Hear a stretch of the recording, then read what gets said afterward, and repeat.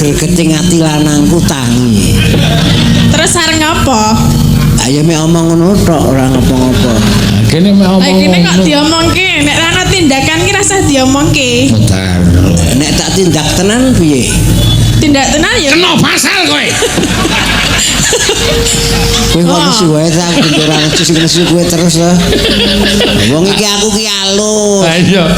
Aku tindakan tanpa ora mukrime tumindak ya kena pasal kowe. 521. Apa wi? Apakan pitik? Ayo padha pitik iki jenen. Apa? Heeh. Ngerti kok. Ngerti lah wi cucuke. Endi? Kuwi lho. Aku nek dilokke wong ayu dilokke apa-apa nek Yasmin iki tak anggap rezeki. Sapa? Sapa sing ayu? Kowe, Apa piye? kowe rayu ning manis. Oh, Lah iki mantan ketoprak apik lah ngomong ngono kuwi mesti iso bulet iki. Di nek ayu kuwi mau upama wowoan nggih. kuning-kuning mundu. Artine?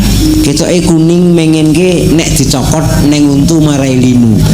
Oh, nek ayu. Ayo. Terus nek aku? Rasa nyokot mundu untune metu linu terus. Mongko metu terus ya. Ya ora kok njur terus le metu iki. Lah piye? Sak-sak. Nek kowe kuwi ireng kedele gosong. Apa? Kedele gosong kuwi dipangan pahit. Ning nek arep dilepeh eman-eman. Sesuwe entek akeh ora krasa.